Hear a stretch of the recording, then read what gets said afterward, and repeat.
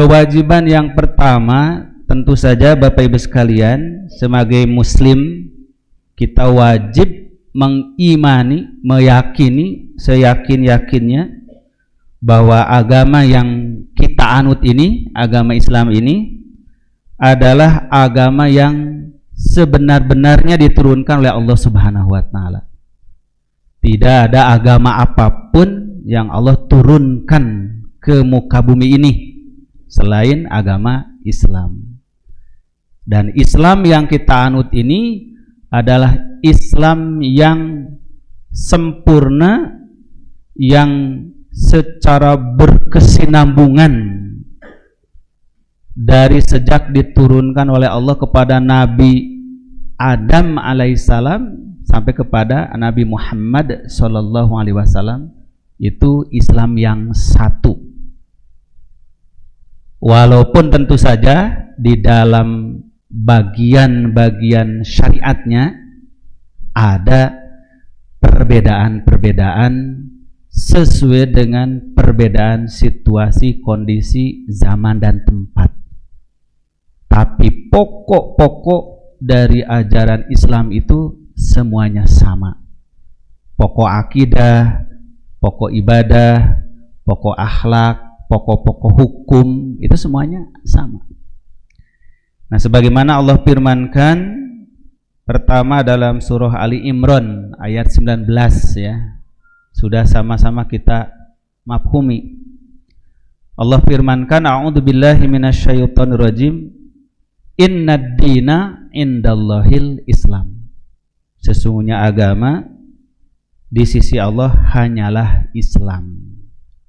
Wa makhtalafal ladzina utul kitaba, dan tidaklah berselisih orang-orang yang diberikan Alkitab, yaitu kitab-kitab yang Allah turunkan sebelum Al-Quran, illa min ba'di ma ja'ahumul ilmu, melainkan setelah datang kepada mereka ilmu, yaitu datangnya Nabi Muhammad SAW, baghyan bainahum, karena kedengkian di antara mereka.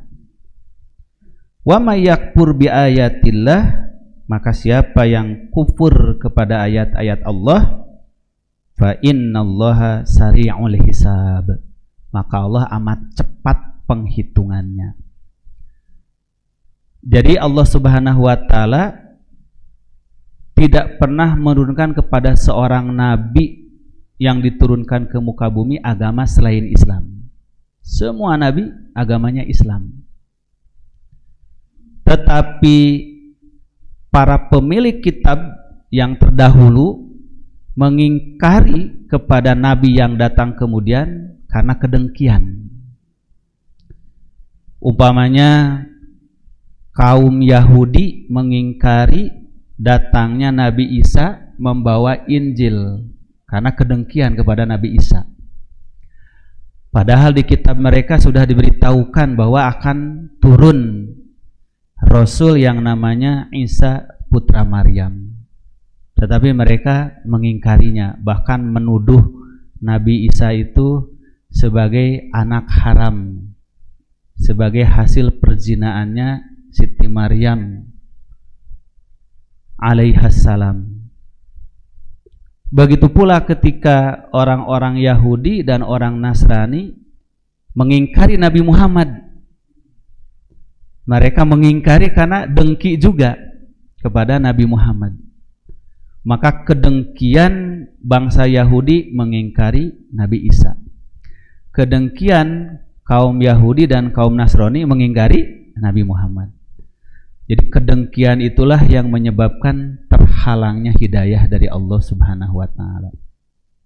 Sebab itu terhadap Nabi Isa ini terjadi dua kelompok yang sangat ekstrim.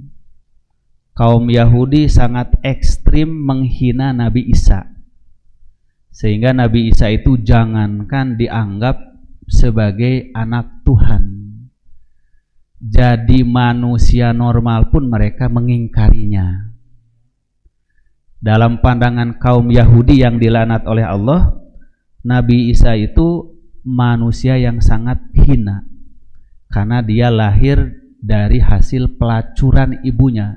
Inilah tuduhan yang sangat buruk orang-orang Yahudi kepada Nabi Isa. Sebab itulah mereka kenapa tega melaporkan kepada tentara Romawi yang menguasai Palestina waktu itu agar Nabi Isa dan pengikutnya ditangkap, disalib. Maka penyaliban terhadap Nabi Isa itu karena kebencian para pendeta Yahudi kepada Nabi Isa yang dianggap membawa agama baru. Sebaliknya, pengikut Nabi Isa setelah Nabi Isa diangkat ke langit oleh Allah Subhanahu wa taala berlebihan memuliakan, mengagungkan Nabi Isa sehingga dianggap bukan lagi nabi dan rasul manusia biasa tapi menjadi anak Tuhan. Nah, inilah dua keekstriman, dua sikap yang berlebihan. Maka datanglah Islam untuk meluruskan kesesatan dua kelompok ini. Maka Al-Quran mengatakan wa ma qataluhu wa ma salabuhu walakin subbihalahum. Mereka tidak membunuhnya, tidak menyalibnya Nabi Isa, tapi orang yang diserupakan dengan Nabi Isa. Wa ma qataluhu yakinan, dan mereka tidak pernah meyakini benar-benar yang disalib itu Nabi Isa bukan. Nah, maka Islam datang meluruskan kesesatan dua kelompok tersebut. Kemudian yang kedua di ayat ke-13 surah Asy-Syura. Nah, surah ke-42. Allah tabaraka wa ta'ala firmankan di ayat ini, syara'a lakum minad dini ma wassa bihi Nuha. Allah telah mensyariatkan bagi kamu tentang agama. Ma wassa bihi Nuha. Agama itu telah diwasiatkan dahulu kepada Nabi Nuh. Diwasiatkan dari Nabi Adam kepada Nabi Nuh alaihissalam, diturunkan oleh Allah setelah Nabi Adam, Nabi Nuh, maka Nabi Nuh disebut Rasul pertama. Walladzi auhayna ilaika, dan apa yang kami wahyukan kepadamu Muhammad. Nah, jadi disebut Rasul pertama Nabi Nuh, kemudian disebut Rasul terakhir Nabi Muhammad. Jadi apa yang kami wasiatkan dahulu kepada Nabi Nuh adalah yang kami wahyukan kepadamu Muhammad. Nah, itu firman Allah. Wa ma wassayna bihi Ibrahim wa Musa wa Isa. Begitu pula apa yang kami wasiatkan kepada Nabi Ibrahim, Nabi Musa, Nabi Isa. Itu sama. Maka Allah sebutkan awal dan akhir, lalu disebutkan tengah-tengah.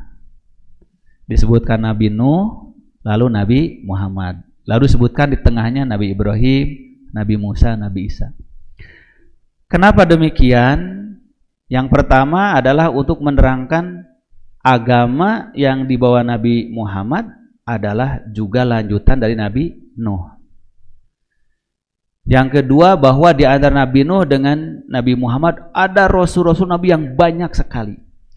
Tapi dari Nabi dan Rasul yang banyak sekali itu, ada 3 Nabi dan Rasul yang sangat berpengaruh, yaitu Nabi Ibrahim, Nabi Musa, dan Nabi Isa.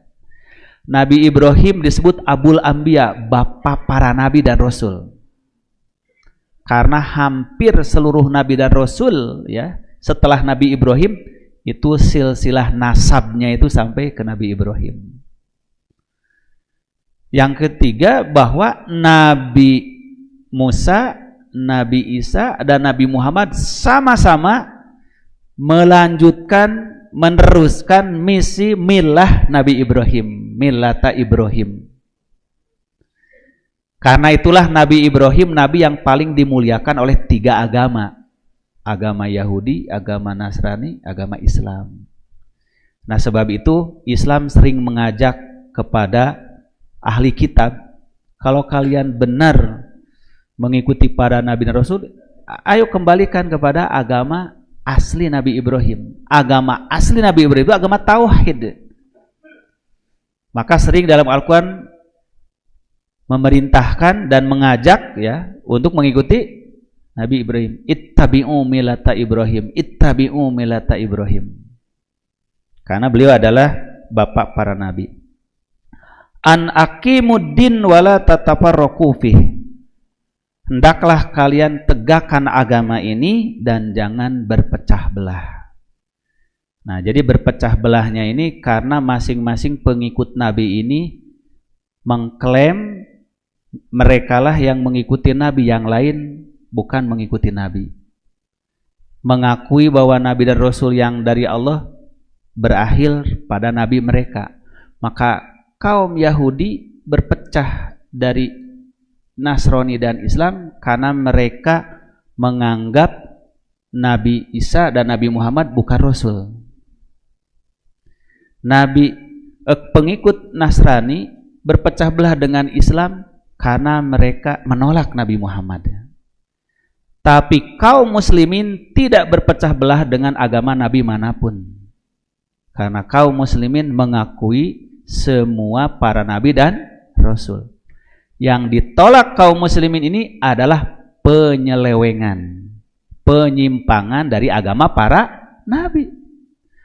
Jadi ajaran yang benar agama Yahudi, agama Nasrani itu telah ada dalam Islam, diakui oleh Islam. Maka kaum muslimin tidak pernah memusuhi agama Yahudi, agama Nasrani. Yang ditolak kaum muslimin adalah penyimpangan, penyelewengan dari ajaran Nabi Musa dan Nabi Isa alaihissalam. Karena itu Islam diperintahkan amanar rasulu bima unzila ilaihi min rabbihi wal mu'min kullun amana billah wa malaikatihi wa kutubihi wa rusulihi la nufarriqu baina ahadim mir rusulih wa qalu sami'na wa ata'na ghufranaka rabbana wa ilaikal masir. Jadi kaum muslim ini diajarkan la nufarriqu baina ahadim mir rusulih. Kami tidak membeda-bedakan rasul. Kami mengimani semuanya. Nah, sedangkan kaum Yahudi jadi kafir karena mengingkari Nabi Isa dan Nabi Muhammad.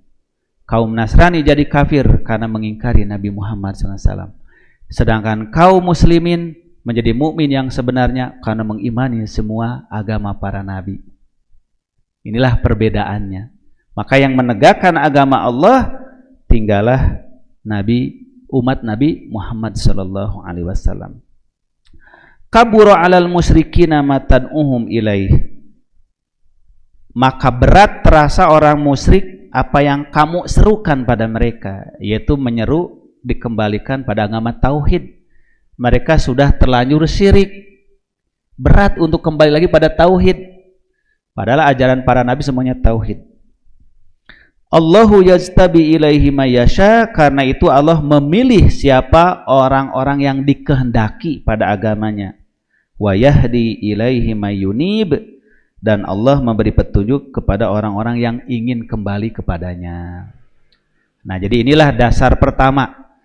Kewajiban setiap muslim wajib mengimani kebenaran agamanya seyakin-yakinnya bahwa agama Allah ini hanya satu di muka bumi.